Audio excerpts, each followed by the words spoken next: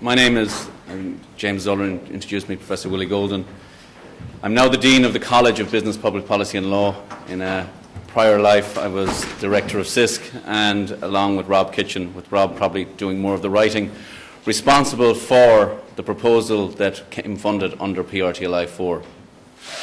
I think it's important to note, for those of you, we're looking at 54 PhDs funded and 16 postdocs funded under PRTLI 4. That represents 40% of the total funding that has come to social sciences under PRTLI in its total 10-year period. Without question, this is the biggest funding that has ever happened to the social sciences in Ireland.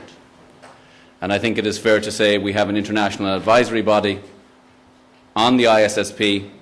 I think it would be fair to say, Rob, that they look in envy internationally at the amount of money that has come into this. At 22 million, it's a huge amount of money for one particular project. So with huge money and which comes huge responsibility. All of us, from the PIs to the postdocs to the PhDs, have a responsibility to deliver this.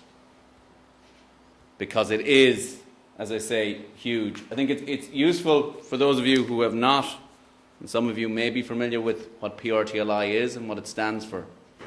But I think echoing the Registrar's comments, it's useful to go back.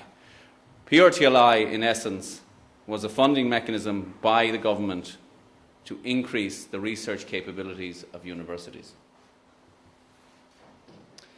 It has come about because of a donation in the first instance by a person called Chuck Feeney.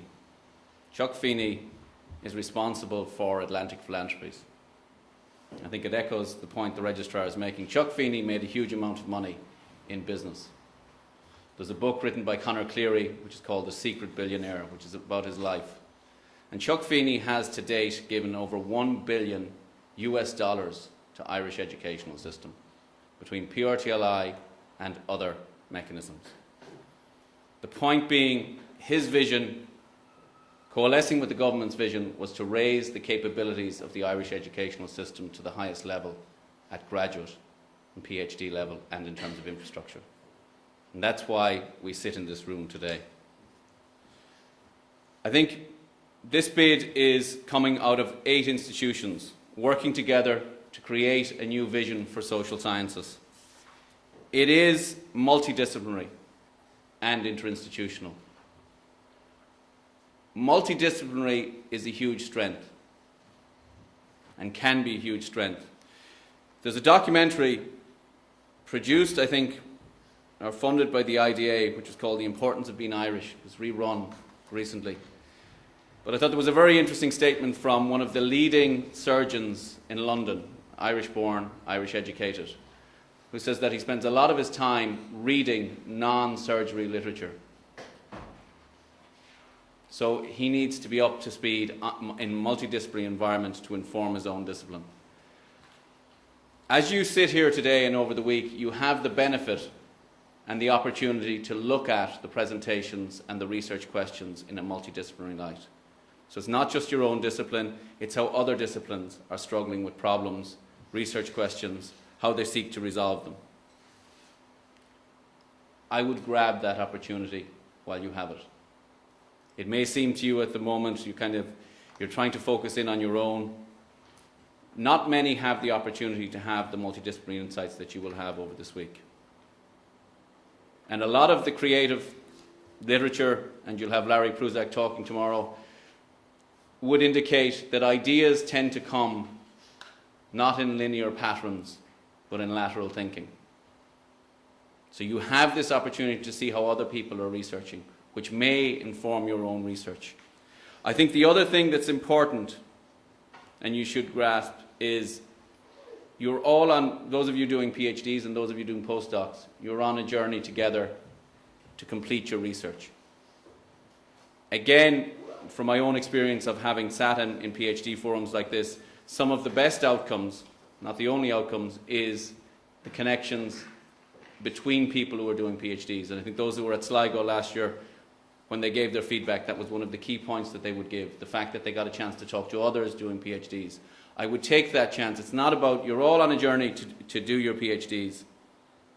And to go back to the ISSP has the PhDs, it has the postdocs, it also has a commitment to archives, to a qualitative data archive, to a social science instruments.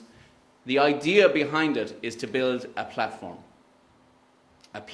for social science research for now and more particularly into the future. Again, I come back to the figure. 40% of total funding in social sciences under PRTLI has come in this particular batch of funding. Just look at my notes for a moment.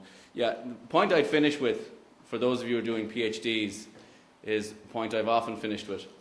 In my own PhD research, I had an A4 sheet of paper beside my computer which said the only good PhD is the finished one.